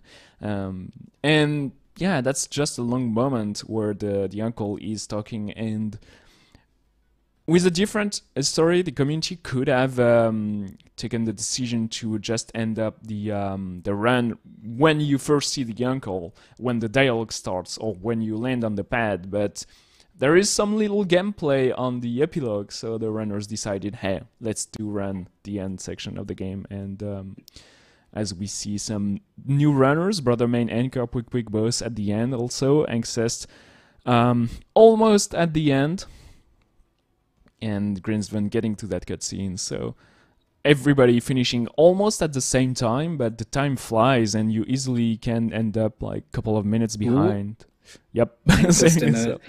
Did have had a lot of grapples actually. I thought was using his last one there to readjust and land on that platform, grabbing that. See, it's if you feel like if you connect this grapple to a ground that you want to land on, it should be a no-brainer, right? It pulls you right where it's attached to. It should pull you right to the ground. But if you've got too much downward momentum, it won't pull you in fast enough, and you'll kind of get stuck on the side. And you can keep the grapple, and the grapple will go through the floor, and you won't fall. But you will need some other way to pull yourself up, because it won't do it. It won't pull you through the ground, and you can end up trapped there. So really needed that grapple to pull him in to land on that platform, and just barely got it. Did Anxis, who is now about to finish. Okay, getting a little fancy at the end there with the rocket boots, but it's working. I'd like to take a moment just to, as Melbo said just in chat, take the time to thank the game devs not to have implemented any ice physics in that game. So it's not slippery, it's just ungrappable, but the ice it behaved the same as any rock in the game, and I think that's just perfect, because yeah, I never thought about that, but they could have made like the worst level in the video game history, I feel. Yeah, definitely. They want you to land on some pretty small pillars all throughout these caves, and usually you come into those pillars with a lot of speed. So if there's nothing slowing you down, as soon as you touch, you would go rocketing off the. You would need an extra grapple just to secure yourself to the ground, and even then, the speed you get might not work out so well. So yeah, you do just only have to worry about only being able to grapple to certain places. And we've got, I think, just what we're only at the 32.5 minutes here. So the people who are just getting to the end here, like Pico, oh no, right, okay, there is like a checkpoint at the end. Yeah, cool. That's one of those checkpoints where you may or may not get it depending on the angle you take. And it's usually a pretty easy jog to the finish, so a lot of players really not too worried about going out of their way to hit it. So I don't know if it was intentional or just accidental, but either way, did hit that checkpoint, and Pimiko is going to be able to finish up here in just a bit. Enough time left over to play out the workshop sequence at the end that like we said, the players do that sequence in the run. We're not showing it because it's really boring, and there's a lot of other people competing who are doing cool, fun stuff and all that. So I support it, but that is happening. They are walking through the same workshop from the beginning, and there's a little bit of optimization to be done. You can get hung up on the geometry in some pretty weird ways, so you can, that might be a frustrating way to lose a second or two at the end of a run. Nice skip off the top of a rock there that I saw from Saber. Yeah, I don't think. Oh, not quite enough to rocket boots to save the day here. Actually, going way over, but is safe, and the checkpoint would have been pretty far back there. So a necessary maneuver. So we see here runners that are doing way better on the second race than what they did on the first race. Vlad on the bottom left corner got on the first race 41 minutes and feels like he's going to beat that time by 2 minutes right now. So very well done. And yeah, people are like getting better. Some runners are getting way better on the second race than the first race, which just shows how new they are to the game. Like in a couple of months, they are going to have a lot of experience. Oh, careful, Sably here. Barely Going in between the icicles. All right. Yeah. Ooh, okay. Don't fall. Don't bonk on those icicles. And taking Isn't like even a looking at the ground. Just yeah. okay. Okay. Very nice. I don't know if it triggered the checkpoint, but You and were yeah. saying something before. Yeah, I I was got saying way that too nervous that I had to. the players are very new to the game, and the UD is a long process, so they have time to practice their no reset runs ability and just get into that run. And it's I like that we are showing those early on races. On the previous seasons, we were waiting for a couple of weeks before showing the first tournaments, and here it shows how the community is just learning and practicing and grinding the games, and just doing like one extra run will give you enough experience maybe to get a PB. So it's very nice to see that. And yes, WEA just ending the game right now, getting on that teleport pad. We have a lot of people finishing at the same time here, and yeah, we can see like just the dialogues. I almost got worried that the stream got stuck, but it's just that the subtitles are changing, and just like maybe he's drinking some coffee or just waiting for the cutscene to stop and explode. Just yeah, showing us the end bit of the last cutscene. We can see that picture you were mentioning earlier. Oh, very sweet. He sends up a letter that he writes to him about how he's doing now that he's all grown up. He puts it in the machine. I don't know. The machine's not working. The wind blows it up. I guess he just imagine that the uncle gets it. Often, whatever. Is he? It's like another dimension that he built it to like get rid of garbage. And yeah. Then he was like, where does the garbage go? And he went inside, and then there were eggs that he found, and frog people hatched out of the eggs. He created like a garbage disposal that actually sends garbage to another dimension and gets trapped with his own garbage and ends up creating a world. He's God, basically. Yeah, he ends up becoming God and then tries to leave. Is like, all right, my work here is done. And you tell him like, hey, maybe take responsibility for this dimension you've created. And he goes, okay. And then that's it. That's the end.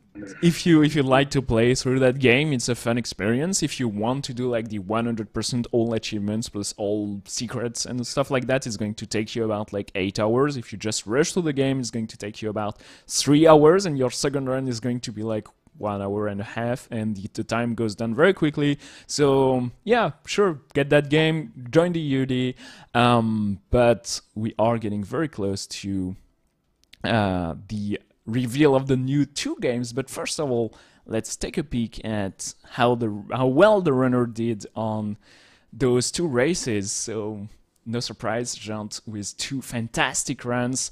Tied his PB at 29:54 on the second race, and yeah, just like that's amazing. Just after a week being able to pull off like 30:27 and 29:54 in a no reset run. Devoltifa getting about the same consistency and ending up in second place. Sadly, ZP, after a fantastic first run at 29:46, falls behind with a 33:10 on the second race. So not so much of a luck for him on that second race. Sarek got that 30 seconds. It's about like 30 seconds improvement for the players that do better on the second race compared to the first race. And Metalo falls behind, failing like at 30 minutes and 12 seconds on the second race. Brother Main saving about 30 seconds on the second race. Zov saving losing about 30 seconds on the second race. So it's more of a mixed bag. It's not as clear as Aria of Sorrow, where everyone was improving on the second race, but a lot of very good times, and we got about, I don't know, almost 75 completed runs today on that game. That's amazing. Yeah, we had more entrants for sure on Shovel Knight, but a lot less finished runs across the board.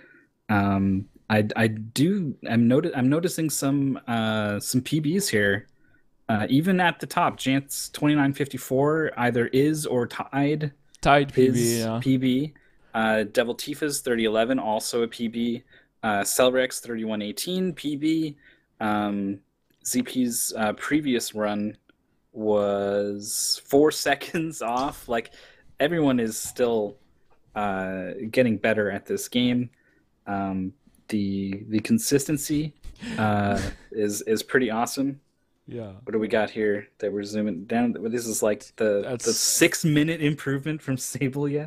Yeah, very nice. Brother Main got a 2 minutes improvement. So yeah, some players did get some fantastic time. I just seen like Explode Your Ear saving 1 minute compared to his PB. So it's if you that's exactly what Fragbringer says in chat. If you manage to have like some good consistent skips, Devil Tifa failed the chasm skip once and lost about like 30 seconds, I'd say. He had like an amazing lead leaving the first level and lost everything on the third one. So if you have like a good consistent skip, if you don't die on that game, you will definitely get sub 40 for sure, sub 35 maybe, if you don't take too much your time on setting you up on some jumps and skips. But yeah, if you are consistent enough, you will soon enough get those amazing results in race, and that's overall the goal of the UD. So I'm definitely more interested in that game the more I see some players pulling off amazing time, because it's a good watch. It's a very good run to watch. Yeah, it's games like this that there's I've mentioned this before when we were watching Lovely Planet for during our teaser events leading up to the start of the season, where I think it was Devil Tifa was just playing and moving so smoothly that it was just enjoyable just to watch, just to go along for this ride that this person was taking me on. And as impressive as some of the stuff that happens in Shovel Knight and Aria of Sorrow, I can see the gears moving and the pieces that put the run together. I recognize slash canceling, and I'm seeing hitboxes, and I don't know, I'm thinking about it in a different way. But just seeing someone soar through the air with this grappling hook and nailing these tricks and the speeds that they get up to, it plays to a different sort of thing that I like to see when I watch someone play a video game, is just this sort of spellbound. Oh wow, look what he's doing right now. And so that's good. I really like seeing this game, and I really like that it's tense. We saw one fall from Devil Tifa be like 30 seconds. That's maybe not enough points to have caught Janth, but like pretty close. Like it could have been. It's actually exactly like yes. It's exactly what was needed. So if you didn't fail that skip, that was good. So the whole time is it's hard to hold your breath when you're a commentator talking over the race, but there's this sense that like it could all go wrong at any moment. So I think this is going to be one of my favorite games to watch as a viewer of UD. So for those who are confused about what UD is, it's just like another tournament, speedrun tournament, but with a very new format. Instead of being your regular like double elimination or double elimination bracket, it's a slow process. So we give the runners a long time to learn the game, and we announce 1 game per week, and we announce up to 10 games at the end. So every runner has to be very good at speedrunning 10 games, and we are just in the first few weeks here, so we are announcing the game still. And starting in July, we are going to enter the competitive tournaments. So we are going to add like some more normal tourneys for you who are used to like the speed gaming tournaments, and it's all leading up. So all that learning 10 games and running 10 games in a row in tournaments is all leading up to a grand final happening in France. And we need right now to announce the next 2 games, so we are going just to shut up. If you'd like to know exactly what UD is, you have like the exclamation mark UD in chat, and yeah, let's watch that.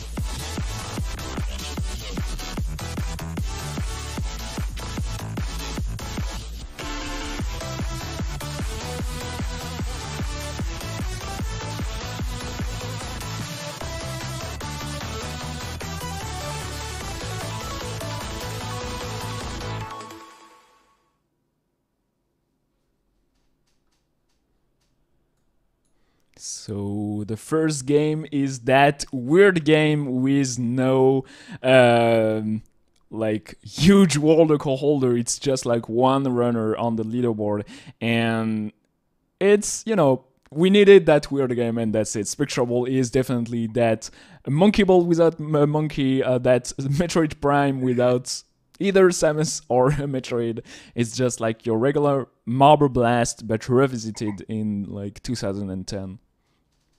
Yeah, so Marble 3D Blast Gold. I'm really not familiar with the lineage of the series, but um, obviously Marble Madness is a sort of a landmark game for its notorious difficulty and whatnot. But the genre has kind of evolved, and so it was a number of years ago when I first saw a speedrun for Marble 3D Blast. Um, and it was pretty spectacular, the crazy stuff that you were doing in this ball game. It's one of my favorite things about speedrunning is when uh, the whole thing just gets turned on its head. Like, the intended way to do this thing is this very carefully balanced, and this, just thread the needle on and you spend minutes in this really tense sequence, and then a speedrunner's like, no, blat, just shoots through there, done, right? Like, or the insane like wall bounce and shoot off into the moon and come back, sort of, the just throwing the expectations of the developers back in their face and saying, "Now this is how I play this game," is one of the perverse pleasures of speedrunning that I quite enjoy. And so this game is looks to be a little less crazy than some of the physics stuff you can get up to in 3D Blast, but it's definitely in that wheelhouse. We're definitely going to be seeing some pretty crazy ball-based gameplay. Um, and this is it's not quite the Wild West. Someone has carved out a route, but there is so much room to explore with this game that I'll be really curious to see what the players come up with. So we took a little bet on how fast the world record is going to fall. The 200 point mark is actually. I'm not showing the arrows right now because I don't know. I'm confused with my shortcuts, and I'm You'll scared to switch to the other spoil. Yeah, commentators and I'm scared to spoil the other game, so I'm just oh, going to right, wait right, for right, that. right. But yeah, the world record is actually not yet at 200 points. We know for sure the world record is going to be taken during that season. It's there is so much room for improvement, so it's going to be interesting to see. So we had that bet on how fast it's going to be beaten. And it's going to be right up the alley of some runners, like a balance ball game is going to be very interesting. And for some other runners, it's going to be way harder. So we are going to see that. But we are going to compare the two games we are announcing right now. We are just going to, yeah, get a moment of silence and see how well the second game is going to be received.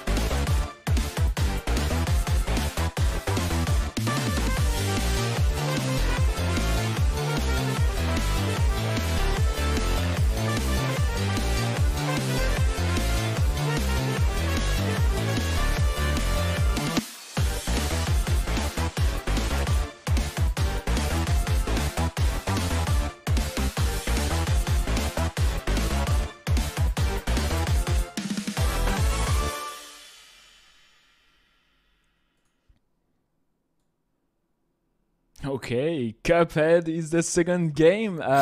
This one, well, it's an interesting mix bag. We have Spectrable, a weird, not too much speedrun game on one hand, and like a super hyped game, super recent on the other one. Cuphead is definitely something that has been run quite a lot since launch. I've seen like the Mexican runner still run it, like he was streaming it yesterday.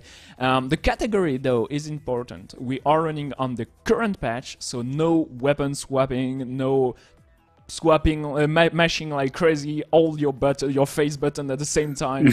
So current patch, but we are running on simple also, which is very important because that makes the bosses very easier and you don't have to beat the final boss. So it's two games that are going to be very easy, I feel, for some people. Cuphead is definitely harder, I know for sure, than Spectrable. So yeah, here we go. We have like 29 minutes for the 100 points, 19 minutes for the 200 points. The world record is about at 17:30, give or take. So it's going to be, I know for sure 30 minutes is going to be very easy for some people, but it's a game where the death is so much, it costs so much time. It's going to be a nightmare for some people if you are not consistent. So it's going to be, first of all, a trial on consistency. Question from chat: all bosses, or is this just the bare minimum to get through? Yeah, bare minimum to get through. So any percent simple current patch. So you can skip like about 5 or 6 bosses. I don't remember exactly how the map is laid out. I never played Cuphead myself, but I trusted a couple of runners on their advices for that game. And yeah, it's overall like a very satisfying game to play and to watch. It has nice aesthetics. It's going to be super fun to watch and to see how well the runners are doing on that game compared to the existing community. On the other hand, we have Spectrable. The world record is currently at 10 minutes and 3 seconds, and it doesn't even have like 200 points. The category is it's not simple current patch. That the category for Cuphead, the category is double jump glitchless. So you can use the double jump ability, which allows for some cuts and some interesting text, but you cannot do the glitch, which allows just to end the level as soon as you started it. We want to see some actual gameplay. Yeah, okay, that seems like a good decision. Category-wise, on both games, honestly. When we first announced Cuphead, there was some you people are evil thoughts along those lines about Cuphead, a game notorious for its difficulty, as well as aesthetic. You said nice aesthetic, and I was like, this game is more than nice, man. This game is beautiful, and it is also very, very hard. So to have a one of the easiest categories, I think, for the game, makes it a lot less intimidating, but also not something you want to probably sleep on. It's not Aria of Sorrow, or Shovel Knight, but you definitely don't want to die late into those boss fights, basically. Yeah. So you are going to need to polish up on your finger guns and get that going. But that's a fantastic game that I have heard, because I haven't actually played. Okay, I feel like what's happening? Like, we announced so many well-known games, like the OD6. It's certainly based around like well-known speedruns, for the most part, not Spectrable, but Cuphead is, let's say. And it's amazing that neither of us have played the game, even though like it's such a well-received game from last year. Yeah, you hit some blind spots on us, I guess. But yeah, this game lit up kind of the whole video game playing world for a little bit when it came out. And sometimes that happens with, like, I don't know, God of War came out recently and was, got insane reviews, everyone loves it. But you don't see that take over the speedrun scene the way that Cuphead certainly did when it came out. Super popular game to speedrun. Just something about it, the simple 2D nature, the memorization, the taking this super hard game and teaching it what for through the magic of and science of speedrunning. Attracted a lot of people, built a huge scene around it. It was one of the reasons that a couple of people, I think, were throwing out Cuphead as guesses for what was going to be in the list, and they were on the mark. It's a great choice. I can't wait to watch it. Can't wait to play it finally. I've been putting that off because it is a little intimidating. So maybe bumping it down to simple. Maybe that's a good idea. It's going to be good. Spectre Ball is a ball game. I'll play it. Don't have high expectations, to be honest. But I love seeing those kinds of games in the game list, because I like seeing players being tested in their ability to play games like that. I've always been fascinated in that aspect of things like Mystery Tournament, where players who are very good at games, very good at adapting and learning games, having to show up and hey, here's this weird thing, figure it out as best you can, go. Seeing what they come up with is always a treat. There is definitely in Spectrable a lot of room for improvement. You are going to be able, if you like routing, please get the game. It's on Steam. It's for like $5 or your equivalent depending on where you're from. And you have that double jump ability, which allows for a lot of skips. Obviously, like, it's a ball game, so you have like some platforms that are moving and some falling to your death, like a lot. You have some winds, you have some ice physics, you have some walls to break, and you have some buttons to press and some checkpoints, and you can do all sort of weird stuff. And the world record is pretty interesting already, but you can see, first of all, a lot of hesitation is in his execution, so I know for sure the world record is going to be beaten just by pure execution after like all that community running the game. But also we are going to see like some new techs. I'm sure we are going to see some new routes, some new jumps, some new cycles, skips, some new stuff. So it's going to be interesting for sure. So if you do like routing, if you do like weird games, if you like small communities, if you want to get that game, it's super short. It's definitely going to be one of the shorter game of the UD6. The world record may end up at, I don't know, 8 minutes. We'll see. Maybe it's undefeatable. Maybe I'm wrong, and the world record is actually super strong. We never know. Yeah, he's hesitating to manipulate the next platform coming up. It's tons of work has gone into it. Really, we'll see. We actually don't know. I played through the game. It took me about like, there are 7 levels, and it took me like 5 minutes for the first level and about like 20 minutes for the last one. So that's maybe like a 2 hours experience playing casually, and I'm very bad like understanding 3D space. In real life, I'm okay with that, but just like moving into understanding my speed and my momentum is something I have a lot of trouble with. So if you're decent-ish at either ball games, Monkey Ball, Marble Blast, or if you're good at 3D games overall, it's going to be easy for you.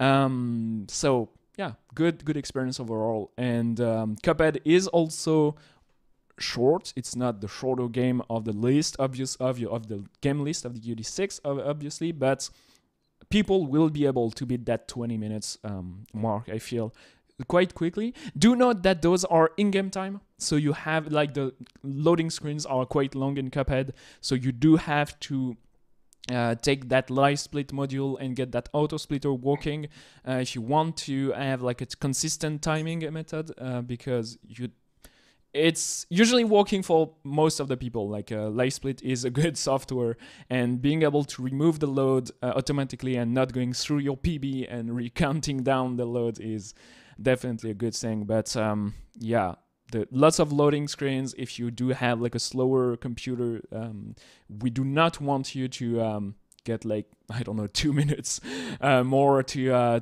complete the game. So it's going to be still a fun experience. I don't know, give me an advice. Should I go right into simple mode, or should I play the game in standard mode and then go back to simple and having like a way easier experience? I'm going to stream the game myself later on today, and I don't know what to do. Well, having not played it, take this with a grain of salt. I would say play on the default difficulty, whatever it is. There's something to be said for going for what the developers say, like, this is kind of the average experience that we want players to have. And then I think you'll be pleasantly surprised when you start actually spending it. And I find that boost in motivation to be a pretty big. Okay, so yeah, that's pretty big help. So that's the way advice people are giving. Also, play standard first. Don't miss the experience. Cuphead is definitely a very, very good game.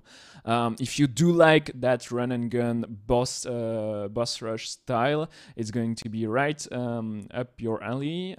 Yeah, I am going to definitely beat the game in standard mode.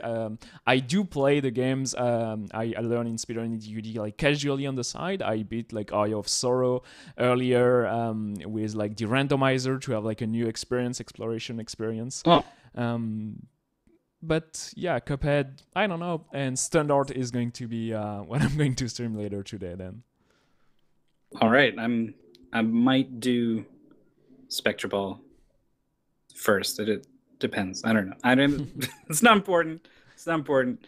But I am looking forward to playing both these games in due time. If you want to wait, what are we doing with are we doing races tomorrow? Blind race? No, so Okay. we have like that huge event in France in a week. So I have a scene I have to work on and actually like prepare a lot of stuff. So we are not doing streams on tomorrow, next Thursday, or next Saturday, nor then next Sunday. We are coming back on Thursday in like 10 days for two races, one of Spectral, one of Cuphead. So like you have like 10 days to learn those two games if you want to join the race on Thursday, the community race. So that's Thursday the let's see, the 24th of May, and on Saturday the 26th we are doing like twice Cuphead, twice Spectral in a row. So that's the first time the point system is going to weigh a lot, because if you do like a good Cuphead and a bad Spectral is shorter, but it's twice as short, half as short, but you are going to the points are going to be twice as like it's 3 seconds per point on Spectral, 6 seconds per point on Cuphead. So do the math. You cannot like just play good Cuphead and ignore Spectral. It's going to be as like weighted both games. So it's going to be interesting to see what the runners can do in 2 weeks. We did like that 1 weeker run. It's quite easy to follow, no question asked. What do you do now? Do you spend like a week on Spectral, a week on Cuphead? I don't know. It's going to be interesting. Be sure to follow the runners. We have a live page on the ultimedecathlon.com website where you can see all the runners practicing the games, the different games of the UD. So it's going to be a lot of fun to watch. I'm actually going to put that in chat there. You can. We've had the website links in chat quite a bit for the broadcast. People come in, they say, "What is this cool, lovely thing I'm looking at with the weird points and the amazing production values?" And so they type in the chat command. But that will take you right to the live page. There's 2 people streaming right now, but that number is about to go way up now that we've announced these 2 games. So if you want to check out Spectral, Cuphead, or probably any of the other games, because I mean, I think I like to just live in the one game that gets announced and follow it for the week. That's what I'm into. But the people who are way into it, and also maybe the people who are a little stubborn about not quite getting the time they wanted in last week's game or whatever, some people do stick around to those older games. So still lots to learn in Shovel Knight, Aria of Sorrow, and Story About My Uncle. So probably going to be some people streaming those 3 games, but probably mostly going to be Spectral, Cuphead, and should be a good watch. So we'll be gone for a while, 11 days or so. But we'll be back Thursday and Saturday, next Thursday, Saturday, for the big the first multi-game event, and you'll get a taste for what UD will become, further down the line. Exactly, it's going to be very interesting. I'm looking forward to all those streams. I'm currently setting up, just a small teaser, team tournament. It's going to be early July, right before the actual competitive tournament. We are going to have something like that. There are many reasons. There are many reasons to join the UD. So if you like what you've seen today, if you want to join us, just if you want to learn Cuphead, today is the best time to join the UD and just get into Cuphead, and maybe you'll get hooked to learn the 9 other games. So we're going to see that later down the line. As you said, like July is going to be an exciting month with the first 10 games tournament, and but before that we have to practice all those new games. So Spectral, Cuphead, the next 2 games for the next 2 weeks of the UD, and we are going to see you in about 11 days, so lots of time to learn and to play those 2 games. I'm sure the world record is going to be taken for Spectral in the next, I don't know, 2, I think 3 4 days. 4 days? That's your bet? Okay. There's people that they're gonna be playing Cuphead. I think 4 days. That's my, put it in the pool. I'm in for fuck's sake. Okay. So 4 days Mythical has given you 4 days to beat Spectral World Record. You gotta make it work. We will see you soon.